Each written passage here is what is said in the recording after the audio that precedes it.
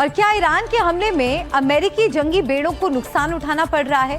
पहले खबर आई थी कि यूएसएस इब्राहिम लिंकन को करीब 1000 किलोमीटर पीछे हटना पड़ा है। अब खबर आई है कि लाल सागर में तैनात यूएसएस जेराल्ड आर फोर्ड में आग लग गई, जिसके बाद इसे मोर्चे से हटाया जा रहा है।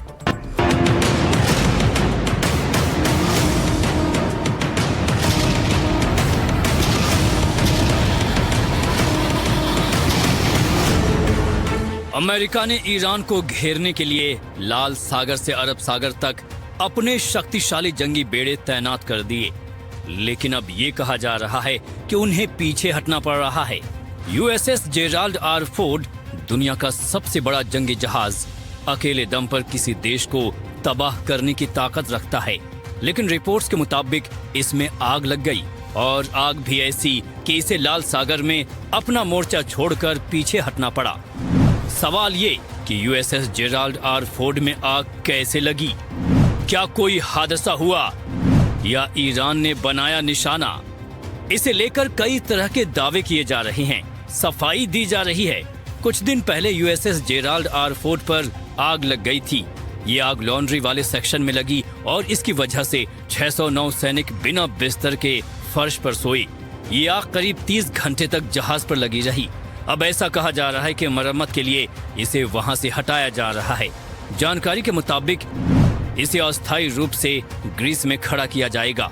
ग्रीस के क्रेट द्वीप पर यह खड़ा रहेगा, यानी जिस जहाज को ईरान से जंग के दौरान इस्तेमाल करना था उसे अब मोर्चे से हटाकर मरम्मत के लिए खड़ा किया गया है।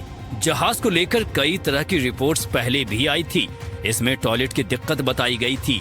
अब जहाज की लॉन्ड्री सर्विस की जगह में आग लग गई। ये सब उस जहाज पर हुआ जो कि समंदर में तैरता एक शहर जैसा है। राष्ट्रपति जेराल्ड फोर्ड के नाम पर अमेरिकी युद्धपोत का नाम यूएसएस जेराल्ड फोर्ड रखा गया है। ये अमेरिका का सबसे महंगा एयरक्राफ्ट कैरियर है। इसकी कीमत लगभग करीब $18 बिलियन है। करीब 5000 नाविक सवार हो सकते हैं। 75 से 90 एयरक्राफ्ट तैनात किए जा सकते हैं। ये 337 मीटर लंबा है। इसमें 78 मीटर का फ्लाइट डेक है। F-18F और F-35F फाइटर जेट्स मिशन के लिए उड़ान भरते हैं। ये परमाणु ऊर्जा से चलता है। ये विमान वाहक पोत पिछले 9 महीनों से तैनाती पर है और इसी साल की शुरुआत में कैरिबियन क्षेत्र में भी सैन्य अभियानों में हिस्सा ले चुका है। वेनेजुएला के पास भी इसकी तैनाती की गई थी। अमेरिका लगातार कह रहा है कि सब ठीक है, तो फिर इसे पीछे क्यों हटाया गया है? क्या आग काबू में है या कुछ बहुत बड़ा नुकसान हुआ है जिसे अमेरिका छुपा रहा है? Bureau report, NDTV India. America और ईरान की जंग में दुबई को भी काफी नुकसान हो रहा है। दुबई पर आए दिन ईरान की तरफ से बमबारी होती है। NDTV संवाददाता तेजश्री पुरंदरे दुबई में है। दुनिया की सबसे ऊंची बिल्डिंग बुर्ज खलीफा की 141वीं मंजिल से उनकी स्पेशल रिपोर्ट आपको दिखाते हैं।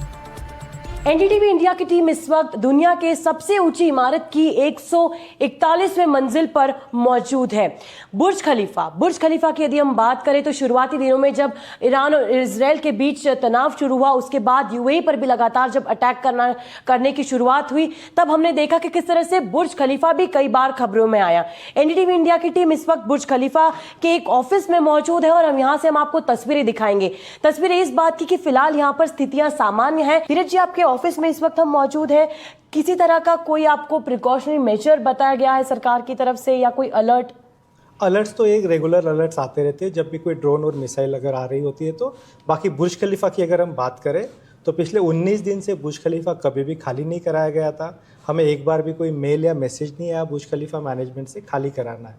इनफैक्ट सैटरडे को जब पहली बार अलर्ट्स आए और जब मीडिया में और व्हाट्सएप पे ये बोलना चालू हो गया कि बुर्ज खलीफा खाली किया है, वो न्यूज़ भी एक्चुअली हम बुर्ज खलीफा में बैठ के देख रहे थे। यही अपने ऑफिस में बैठ के हम लोग वो न्यूज़ देख रहे थे। हमारी पूरी टीम जो है पिछले 19 दिन से ऑफिस में आ रही है। ये दुबई क्रीक एरिया है जहाँ पे कुछ डेब्रिस गिरा था और यहाँ DIFC है। DIFC के पीछे फ्यूचर म्यूजियम भी इसी साइड में आ जाता है। वर्ल्ड ट्रेड सेंटर यहाँ पे है। ये कन्वेंशन सेंटर कहाँ पर है? क्योंकि जो घटना आज हुई है वो कन्वेंशन सेंटर के सामने हुई है। उस एरिया में जो वहाँ पे कन्वेंशन सेंटर आएगा। और ये वाला इलाका आप हमें समझा पाए? ये जुमेरा 1 2 पीछे वर्ल्ड आइलैंड से ये कोका कोला अरेना भी है यहाँ पे। और जो समंदर की तरफ हम देख सकते हैं, यहाँ पर आप बताएं कि उधर मुझे कुछ शिप्स भी नजर आ रही हैं जो प्रतीत होता है कि शायद एंकर पे खड़ी हैं इस वक्त। जिस तरह की स्थिति हॉर्मुज, स्ट्रेट ऑफ हॉर्मुज में बनी हुई है, उसके कारण शिप्स आगे नहीं जा पा रही हैं, वहीं पर रुकी हुई हैं। आवाजें भी लाउड एक्सप्लोजन हमें सुनाई दे रही हैं, जो यूएई सरकार के मुताबिक, ये एडमिनिस्ट्रेशन के मुताबिक ये वो आवाजें हैं जो यूएई एयर डिफेंस सिस्टम जब एक्टिवेट होता है और जब वहां से बैलिस्टिक मिसाइल्स फायर की जाती है, लॉन्च की जाती है, उन्हें निष्क्रिय कर दिया जाता है, तो ये वो आवाजें हैं। तो फिलहाल इस वक्त की हम बात करें ग्राउंड जीरो की, तो बुर्ज खलीफा के आसपास और बुर्ज खलीफा के भीतर स्थिति सामान्य है। बाहर टूरिज्म जरूर कम है क्योंकि फ्लाइट्स नहीं है, और मोबाइल पर अलर्ट्स लगातार इस इलाके में तो पिछले आधे घंटे में 3 से 4 बार तक मेरे फोन पर आए हैं। एनडीटीवी इंडिया के लिए यूएई से तेजश्री पुरंदरे। ईरान युद्ध के चलते गहराए एलपीजी और तेल संकट पर भारत के लिए राहत भरी खबर है। कुछ राहत की तस्वीरें सामने आई हैं। 2 एलपीजी से लदे जहाजों के बाद अब गुजरात के मुंद्रा पोर्ट पर कच्चे तेल से लदा लाडकी भी सकुशल भारत पहुंच गया है। ये हिंदुस्तान में फैली तेल और गैस के संकट की अफवाह के बीच राहत की बहुत बड़ी खबर है।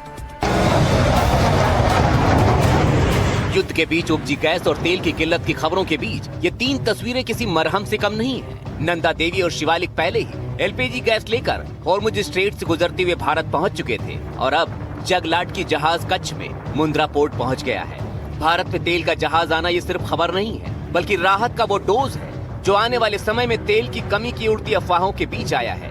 जगलाटकी पर 80,800 टन मरबान क्रूड ऑयल लदा है। ये क्रूड ऑयल भारत के लिए कितना अहम है वो समझिए।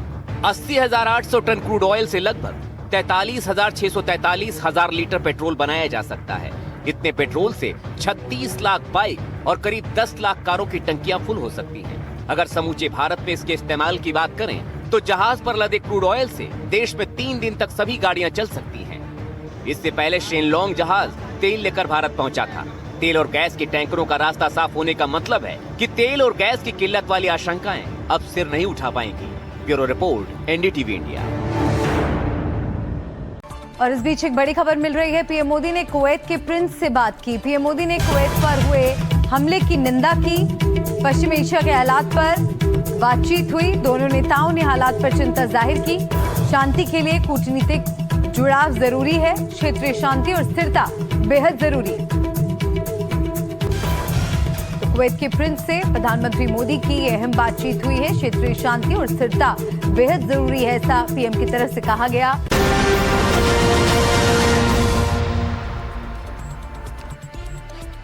और इस वक्त की एक बड़ी खबर आपको बता दें। अमेरिकी राष्ट्रपति ट्रंप का नेटो देशों पर वार। सोशल मीडिया एक्स पर लिखा, नेटो देशों पर डोनाल्ड ट्रंप ने तंज कसा। नेटो के कुछ देशों को गैर जिम्मेदार सहयोगी बताया। हॉर्मुज स्ट्रेट के इस्तेमाल को लेकर तंज कसा। हॉर्मुज इस्तेमाल करने वाले देश सक्रिय हो जाएंगे। तो नेटो के कुछ देशों को गैर जिम्मेदार बताया। हॉर्मुज स्ट्रेट के इस्तेमाल को लेकर तंज कसा।